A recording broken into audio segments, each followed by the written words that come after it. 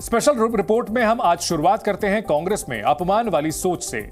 देश की सबसे पुरानी पार्टी और 70 वर्षों तक देश की सत्ता चलाने वाली कांग्रेस पार्टी के अध्यक्ष ने अपने ही कार्यकर्ताओं की तुलना जानवर से की है। राहुल गांधी तो मोहब्बत की दुकान का ढोल हर रोज बजा रहे हैं, लेकिन कांग्रेस के अध्यक्ष मल्लिकार्जुन खड़गे के बयान ने कांग्रेस पर लगे अपमान वाले दाग को फिर से उजागर कर दिया है। मल्लिकार्जुन खड़गे ने दिल्ली में 3 फरवरी को एक बयान में कुत्ते शब्द का इस्तेमाल किया। न्याय संकल्प कार्यकर्ता सम्मेलन के दौरान खड़गे ने अपनी पार्टी के बूथ एजेंट की तुलना करते हुए कुत्ते शब्द का प्रयोग किया। उनके इस बयान को लेकर अब कई सवाल उठ रहे हैं। तो सवाल यह उठ रहा है कि क्या देश की सबसे पुरानी पार्टी अपने कार्यकर्ताओं का सम्मान नहीं कर रही है, जबकि उसके मुकाबले में बीजेपी में कार्यकर्ताओं का काफी सम्मान किया जाता है। पार्टी के बड़े से बड़े नेता अपने कार्यकर्ताओं का सम्मान करते हैं, उनसे संवाद करते रहते हैं। फिर कांग्रेस में ऐसा क्यों नहीं, जबकि कांग्रेस के अध्यक्ष इतने पुराने और दिग्गज नेता हैं? फिर उनकी जुबान फिसली या उनकी जो सोच है वो सामने आ गई, जहां कार्यकर्ताओं को तवज्जो नहीं मिलती। हमारे पास कहावत है, जब आप बाजार में जाते हो तब अच्छा एक कुत्ता खरीदना है या किसी प्राणी को लेना है, किसी जानवर को लेना है, तो लोग जानवर के बाजार में जाके सब छानबीन करते हैं। अगर ईमानदार एक प्राणी को भी लेना है तो उसका कान पकड़ के ऐसा ऊपर उठाते हैं। ऊपर उठाने के बाद अगर वो भोंकता है तो ठीक है, अगर कोई करता है तो ठीक नहीं, कोई लेता नहीं उसको। तो आप भी सिलेक्शन करते वक्त जो भोंकता है, जो लड़ता है, जो आपके साथ रहता है, उसको ले लो, उसको बूथ लेवल कमेटी का एजेंट बनाओ। और जब बूथ में कोई बैठता है, ऐसे आदमी को बिठाओ, वो सुबह अगर 7 बजे जाता है तो जब वहां आपकी पेटी बंद होती है उसी वक्त साइन करके बाहर आना चाहिए। सुना आपने ये बयान। कांग्रेस अध्यक्ष अनुभवी हैं, उनका लंबा संसदीय तजुर्बा भी है, लेकिन कार्यकर्ताओं की तुलना उन्होंने जिस तरह से की है कुत्ते से, उसे लेकर सियासत गर्म है। बीजेपी ने इसे मुद्दा बनाया और कांग्रेस की हकीकत बताकर हमला किया। बीजेपी आईटी सेल के प्रमुख अमित मालवीय ने सोशल मीडिया साइट एक्स पर पोस्ट के जरिए कांग्रेस को कटघरे में खड़ा किया। मालवीय ने लिखा, जिस पार्टी का अध्यक्ष अपने संगठन की सबसे मजबूत और महत्वपूर्ण कड़ी बूथ एजेंट को कुत्ता बनाकर उसका टेस्ट लेना चाहता है, तो उस पार्टी की दुर्गति होना तय है। शर्मनाक। बीजेपी प्रवक्ता मनजिंदर सिंह सिरसा ने क्या कहा, पहले आपको यह सुनाते हैं, उसके बाद आपको कांग्रेस में अपने नेताओं और कार्यकर्ताओं के अपमान का लंबा इतिहास दिखाएंगे। दरअसल यह दावा किया जा रहा है और बीजेपी इस मुद्दे पर कांग्रेस को लगातार घेर रही है कि यहां कार्यकर्ताओं का सम्मान नहीं किया जाता है, यहां पे वंशवाद है और वंशवाद के जरिए जो नेता ऊपर आते हैं वो कार्यकर्ताओं के संघर्ष को नहीं समझ सकते। राहुल गांधी जी जिस यात्रा को न्याय यात्रा बताते हैं, उस यात्रा के चलते खड़गे जी दिल्ली में मंच से बोलते हैं कि जो कांग्रेस का बूथ का कार्यकर्ता है, जो उसको वोट डलवाता है, जिसकी वोट के चलते उनकी पार्टी के प्रधानमंत्री बने, उनकी पार्टी के मुख्यमंत्री बने, बोले वो कुत्ता है, उसकी ब्रीड चेक करके उसको लिया करो, उसका डीएनए चेक किया करो। ये न्याय की बात करते हैं। ऐसी घटिया मानसिकता के लोग, क्या ये न्याय यात्रा है आपकी? क्या ये न्याय देने की आप बात करते हैं कि आप इंसान को कुत्ता कहकर और फिर कहते हैं कि हम इनको आपको न्याय देंगे? ऐसी घटिया मानसिकता आपको गांधी परिवार से खड़गे जी मिली है। जब आप अपने कार्यकर्ता को कुत्ता बोलेंगे, उसकी ब्रीड चेक करेंगे, उसके मां बाप का डीएनए चेक करेंगे और फिर कहेंगे ये न्याय यात्रा है, इससे घटिया मानसिकता मुझे लगती नहीं कि किसी इंसान के अंदर हो। इसका एक ही कारण है कि आप लोग भी गांधी परिवार की गुलामी करते करते करते करते जो अपने कार्यकर्ता को बोलते थे वही आप हो आज। मल्लिकार्जुन खड़गे ने दिल्ली में जो कहा, उसके बाद अब बड़ा सवाल यही है कि मोहब्बत की दुकान खोलने का दावा क्या खोखला है? क्या कांग्रेस अपनों के अपमान की आदत छोड़ नहीं पा रही? यह सवाल इसलिए ज्यादा महत्वपूर्ण है क्योंकि कांग्रेस पर पहले भी कई बार गंभीर आरोप लगे हैं। कांग्रेस पर सबसे पहले पूर्व प्रधानमंत्री नरसिम्हा राव को अपमानित करने का आरोप लगा। नरसिम्हा राव 1991 से 1996 तक देश के प्रधानमंत्री रहे। आरोप है इसके बाद कांग्रेस ने उन्हें अपमानित किया और जब उनका निधन हुआ तो आरोप लगा कि कांग्रेस नेतृत्व ने उनका पार्थिव शरीर कांग्रेस दफ्तर में भी नहीं लाने दिया। ये आरोप अभी भी कांग्रेस पार्टी का पीछा कर रहे हैं। तेलंगाना विधानसभा चुनाव के दौरान भी इसी मुद्दे पर कांग्रेस को घेरा गया था। Such a humble human being who served Congress party all his life had been insulted, in such a humiliating fashion by Congress party that as a sitting Prime Minister, as an incumbent Prime Minister, he was rejected from getting a party ticket to become a Member of Parliament in 96. And secondly, let me also remind Srimati Priyanka Gandhi ji that after PVG passed away, his body was not even allowed, his mortal remains were not even allowed to be brought to 24 Akbar Road in AICC head office. It's truly tragic that, Srimati Priyanka Gandhi doesn't seem to have any information on this. Narasimha Rao को अपमानित करने के मुद्दे पर BJP भी लगातार कांग्रेस को घेरती रही है। कांग्रेस पर अपनी ही पार्टी के पूर्व अध्यक्ष सीताराम केसरी को अपमानित करने का आरोप है। 1998 में सीताराम केसरी को अध्यक्ष पद से हटाने के लिए खूब ड्रामा हुआ था। आरोप लगे कि कांग्रेस ने जानकारी दिए बिना ही सीताराम केसरी को उनके पद से हटा दिया। इतना ही नहीं, इस पूरी प्रक्रिया के दौरान उन्हें बाथरूम में बंद रखा गया। आरोप यह भी लगा कि सीताराम केसरी जब कांग्रेस ऑफिस से जा रहे थे तब युवा कांग्रेस के नेताओं ने उनकी धोती तक खोल दी और बाद में उनकी नेम प्लेट को कूड़े के ढेर में फेंक दिया गया। अपमान वाली कांग्रेस की इस राजनीति को असम के मुख्यमंत्री हिमंता बिस्वा शर्मा के आरोपों ने भी आगे बढ़ाया। हिमंता जब कांग्रेस में थे तब उन्होंने राहुल गांधी पर अपमानित करने का आरोप लगाया था और पार्टी छोड़ दी थी। हिमंता ने आरोप लगाया कि एक बैठक के दौरान कुत्ते ने प्लेट से बिस्किट उठाया और उसी प्लेट से बाद में राहुल गांधी ने नेताओं को बिस्किट खाने को कहा। हिमंता ने आरोप लगाया कि इस दौरान राहुल गांधी हंसते भी रहे थे। हम था, सीपी जोशी था, तरुण गोगोई जी था और हमारा प्रदेश का अध्यक्ष था। तो ऐसा बातचीत में क्या हुआ, एक समय में सीपी जोशी और गोगोई जी का बीच में थोड़ा झगड़ा जैसा हो गया। तब झगड़ा हुआ तो वो कुत्ता टेबल पर आया उसी समय और जब प्लेट सा कॉमन प्लेट में बिस्किट था उससे बिस्कुट उठाया। तो आई वॉज एक्सपेक्टिंग कि Rahul will intervene in the dispute कि भाई आप लोग झगड़ा मत करो।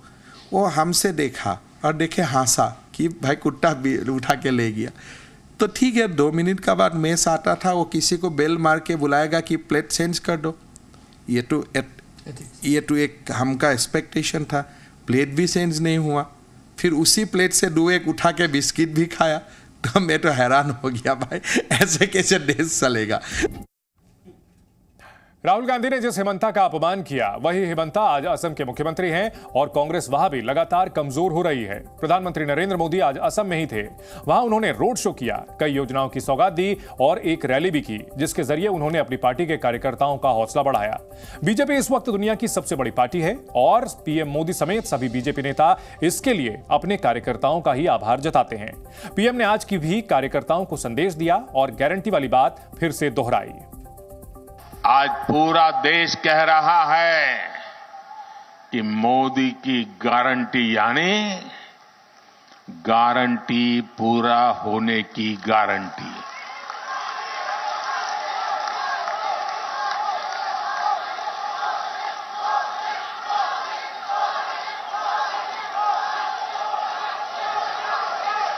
मैंने गरीबों को, महिलाओं को, युवा और किसान को मूल सुविधा देने की गारंटी दी है। आज इनमें से अधिकतर गारंटियां पूरी हो रही है। हमने विकसित भारत संकल्प यात्रा के दौरान भी देखा है, जो भी सरकारी योजनाओं से वंचित थे उन तक पहुंचने के लिए मोदी की गारंटी वाली गाड़ी पहुंची है। तो एक और बीजेपी कार्यकर्ताओं को सम्मानित करने का कोई मौका नहीं छोड़ती, लेकिन कांग्रेस में हालात इससे अलग हैं। पार्टी अध्यक्ष मल्लिकार्जुन खड़गे अपनी पार्टी के कार्यकर्ताओं को प्रेरित करने के लिए भी उन्हें डर दिखाते हैं। खड़गे ने साफ किया कि अगर बीजेपी को नहीं हरा पाए तो सभी गुलाम बन जाएंगे। ये लड़ाई सिर्फ किसी के लिए नहीं है, ये लड़ाई है देश के डेमोक्रेसी को बचाने का, देश के लोकतंत्र को बचाने का, देश के संविधान को बचाने का ये लड़ाई है। अगर इस लड़ाई में इस लड़ाई में अगर आप फेल हो गए तो परमानेंटली समझो आप मोदी के गुलाम हो जाएंगे। कांग्रेस की सियासत का यही तकाजा उसके लिए अब आफत बन गया है। पार्टी का संगठन कमजोर हुआ है और अपने दम पर कांग्रेस सिर्फ 3 राज्यों कर्नाटक, हिमाचल प्रदेश और तेलंगाना की सत्ता में है। इसके अलावा भी कांग्रेस की परेशानियां कम नहीं हुई हैं। कांग्रेस की सरकार सिर्फ 3 राज्यों में है। कई युवा नेताओं ने साल 2014 के बाद पार्टी छोड़ दी है, यानी नई पीढ़ी का भरोसा कांग्रेस पर अब बन नहीं पा रहा है। सभी राज्यों में कांग्रेस गुटबाजी से जूझ रही है। नेताओं की यही लड़ाई कार्यकर्ताओं को पार्टी से दूर करने की सबसे बड़ी वजह है। उत्तर प्रदेश की 80 लोकसभा सीटों में कांग्रेस के पास महज रायबरेली की इकलौती सीट है। इंडिया गठबंधन में भी कांग्रेस की हालत कमजोर है और क्षेत्रीय दल लगातार उस पर दबाव बना रहे हैं। कांग्रेस पर अपनी ही पार्टी के नेताओं को अपमानित करने के आरोप आज भी लगते रहते हैं। 90 के दशक के बाद कई नेताओं ने पार्टी छोड़ी और अपना अलग दल बना लिया, जिसका खामियाजा भी कांग्रेस को लगातार भुगतना पड़ा है। ममता बनर्जी ने कांग्रेस की नीतियों और नेतृत्व के रुख से नाराज होकर टीएमसी बना ली और वो आज बंगाल की सत्ता पर काबिज हैं।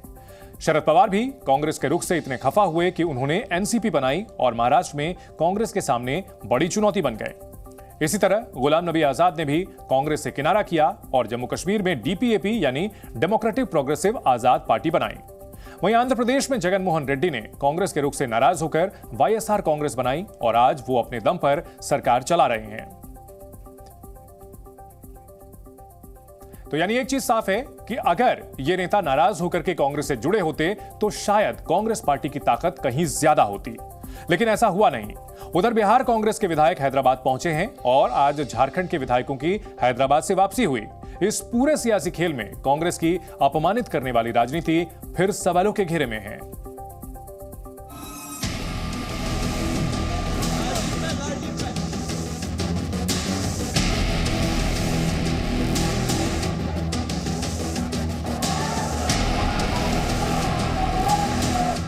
रांची से पटना तक सियासी हलचल है। दोनों ही राज्यों में सरकार को बहुमत साबित करना है। झारखंड में महागठबंधन की सत्ता है और बिहार में एनडीए की वापसी हुई है। दोनों राज्यों में सत्ता पक्ष बहुमत हासिल करने का दावा कर रहा है, मगर दोनों ही जगह कांग्रेस के सामने एक बार फिर सम्मान और अपमान का सवाल है। झारखंड में विधायकों को टूटने से बचाने के लिए हैदराबाद शिफ्ट करना पड़ा, जिनकी आज वापसी हुई है। हैदराबाद जाने वालों में कांग्रेस के विधायक भी शामिल थे। वहीं बिहार में कांग्रेस को अपने विधायकों के छिटकने का डर सता रहा है। हैरानी यह है कि कांग्रेस के पास बिहार में सिर्फ 19 विधायक हैं और उन्हें संभालने में भी पार्टी नेतृत्व की परेशानी बढ़ गई है। कांग्रेस के लोग भयभीत हैं, डरे हुए हैं। वो विधायकों पर विश्वास नहीं करते, विधायक का अपमान करते हैं। विधायक को बंधुआ मजदूर बनाने वाले मानसिकता से मुक्त होनी चाहिए कांग्रेस को। विधायक जनता के जनादेश को लेकर आता है और विधायक को अपनी निर्णय करने का अधिकार होना चाहिए। उसको बांध कर रखना, उसको भयभीत करना, ये कतई उचित नहीं। कांग्रेस के विधायकों की बाड़ेबंदी की परंपरा पुरानी है और अब वही बिहार में भी हो रहा है। बिहार में सत्ता बदलते ही कांग्रेस में परेशानी बढ़ गई है। आला कमान को आशंका है कि कुछ विधायक पार्टी छोड़ सकते हैं। इसलिए दिल्ली में मल्लिकार्जुन खड़गे से बिहार कांग्रेस प्रभारी मोहन प्रकाश की बैठक हुई। बैठक में विधायक और एमएलसी भी मौजूद रहे, साथ ही संगठन से जुड़े पदाधिकारी भी शामिल हुए। 12 फरवरी तक सभी विधायकों को बिहार से बाहर रखने का फैसला लिया गया है। ने विधायकों को दिल्ली बुलाया तो दिल्ली घुमाए।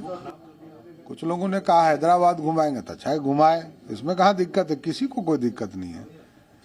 भारतीय जनता पार्टी का स्पष्ट मानना है कि लोकतंत्र गठबंधनों से चलता है, लोकतंत्र जनता के आशीर्वाद से चलता है। जिनको जहां घुमाना है घुमाने दीजिए। बिहार में राजनीतिक उठापटक के बाद लोकसभा चुनाव से पहले कांग्रेस के सामने एकजुटता की चुनौती है। पार्टी कैसे संगठित रहेगी और कैसे लड़ाई लड़ेगी, इसे लेकर भी उलझने हैं। इन हालात में अब सवाल ये है कि क्या कांग्रेस को अपने ही विधायकों पर भरोसा नहीं है? क्या कांग्रेस विधायकों को बंधक बनाकर रखना चाहती है? क्या विधायकों को उनके क्षेत्रों से दूर रखना सही फैसला है? कांग्रेस में भगदड़ की स्थिति है, उफाफो की स्थिति है और हमने मीडिया के माध्यम से सुना है कि कांग्रेस अपने विधायकों को यहाँ वहाँ ले जा रही है। तो हो सकता है कि कांग्रेस को अपने विधायकों के ऊपर भरोसा नहीं हो, कम से कम कांग्रेस को अपने विधायकों के ऊपर भरोसा करना चाहिए। और देखिए, फ्लोर टेस्ट में कहीं कोई दिक्कत नहीं है हम लोगों को। देखिए, अभी तो जो संख्या हम लोगों ने दिया है, माननीय मुख्यमंत्री जी ने अपने नेतृत्व में 128 विधायकों की सूची सौंपी है। बिहार में कांग्रेस की जमीन पहले से ही कमजोर है और अब विधायकों में टूट की आशंका पार्टी नेतृत्व की परेशानी बढ़ा रही है। वहीं झारखंड में फ्लोर टेस्ट से पहले महागठबंधन की धड़कनें बढ़ी हुई हैं। जेएमएम के नेतृत्व वाली सरकार में कांग्रेस भी भागीदार है। हेमंत सोरेन की गिरफ्तारी के बाद अचानक समीकरण बदल गए। सीएम की शपथ तो हो गई, लेकिन वो बहुमत साबित कर पाएंगे या नहीं, इसे लेकर सवाल हैं। फ्लोर टेस्ट तो हम जीतेंगे, बहुमत तो है। 81 सीटों का असेंबली है, उसमें बहुमत हमारे पास बिल्कुल है, हमें पूरा विश्वास है। और देखिए, हेमंत सोरेन जी को भी अनुमति दी गई है स्पेशल कोर्ट की ओर से। तो ये सब क्या दिखाता है? ये तो ईडी का एक षड्यंत्र है, मोदी सरकार का एक षड्यंत्र है। तो हमें कोई संदेह नहीं है, कोई शक नहीं है, हम फ्लोर टेस्ट जीतेंगे, हमारी सरकार बरकरार रहे। अब वो फ्लोर टेस्ट जीते हारे, लेकिन उन्होंने झारखंड को तो हरा दिया, शर्मसार कर दिया पूरे देश की निगाहों में। मुख्यमंत्री फरार रहा 40 घंटे, उसके बाद मुख्यमंत्री को इस्तीफा देना पड़ा। हेमंत सोरेन आज जेल में है और जो नए मुख्यमंत्री वो कह रहे हैं कि जो इनकी राजनीतिक विरासत है उसको आगे बढ़ाएंगे, यानी लूट खसोट, महिलाओं पे अत्याचार जो रिकॉर्ड संख्या पे था, बेरोजगारी रिकॉर्ड संख्या पे था, तो इन्होंने स्टार्ट ही खराब किया। कह रहे हैं उसी राजनीतिक विरासत को आगे बढ़ाएंगे। जहां तक फ्लोर टेस्ट की बात है, अगर ये इतने कॉन्फिडेंट थे तो ये भाग विधायक भाग का खेल क्यों? अरे इनकी सरकार, इनके मुख्यमंत्री, इनकी पुलिस, इनका एडमिनिस्ट्रेशन, फिर ये क्यों हैदराबाद चले गए? झारखंड में बहुमत परीक्षण को लेकर दावे तो हो रहे हैं, लेकिन कल क्या होगा इसे लेकर अभी उलझन बरकरार है। इस पूरी राजनीति में कांग्रेस के सामने सवाल यही है कि क्या वो खुद मजबूत हो पाएगी। झारखंड की 14 लोकसभा सीटों में से कांग्रेस के पास महज 1 सीट है, जबकि 81 विधानसभा में से सिर्फ 17 विधायक हैं। अब बड़ा सवाल यही है कि क्या कांग्रेस बिहार और झारखंड में कभी मजबूत हो पाएगी या कार्यकर्ताओं के अपमान का खामियाजा आगे भी लगातार भुगतना पड़ेगा। ब्यूरो रिपोर्ट, जी मीडिया। एक तरफ राहुल गांधी मोहब्बत की दुकान खोलने का दावा करते हैं, दूसरी ओर कांग्रेस अध्यक्ष मल्लिकार्जुन खड़गे अपने ही कार्यकर्ता की तुलना जानवर से करते हैं। जिस बूथ एजेंट के दम पर बीजेपी आज 2 सीटों से 300 से ज्यादा सीटों वाली पार्टी बन गई है, उन्हीं बूथ एजेंट का कांग्रेस अपमान करती है। क्या इसी भाषा की वजह से ही 415 सीटों वाली कांग्रेस आज गिरकर महज 52 सीटों पर आ चुकी है? अब आपको दिखाते हैं कैसे किसी जमाने में अजेय मानी जाने वाली कांग्रेस का ग्राफ साल दर साल लगातार गिरता गया। लोकसभा की सीटों के लिहाज से यह साफ होता है कि कांग्रेस पर जनता का भरोसा कैसे कम हुआ है। साल 1984 में कांग्रेस 415 सीटों के साथ सत्ता में आई थी, जो अब तक का सबसे बड़ा रिकॉर्ड है। बीजेपी को तब महज 2 सीटें मिली थी, लेकिन 1989 के आम चुनाव में कांग्रेस का आंकड़ा घटकर 197 रह गया, बीजेपी की सीटें बढ़कर 85 हो गई। 1991 में कांग्रेस की सीटें 244 हुई, यानी आंकड़ा बढ़ा। वहीं बीजेपी को 120 सीटें मिली। 1996 में चुनाव हुए तो कांग्रेस का आंकड़ा 140 तक पहुंच गया और बीजेपी को 161 सीटों पर जीत मिली। साल 1998 में कांग्रेस को 141 और बीजेपी को 182 सीटें मिली और इसी तरह बढ़ते हुए कांग्रेस की सीटें घटती हुई 2014 में जाकर महज 44 सीटें रह गई थी। हालांकि 2019 में आंकड़ा बढ़ा, लेकिन महज 52 सीटें, यानी 1984 में जिस पार्टी के पास 400 से ज्यादा सीटें थी, वो पार्टी आज 3 के आंकड़े भी नहीं हासिल कर पा रही है, यानी 100 सीटें भी हासिल नहीं कर पा रही है। जी न्यूज़।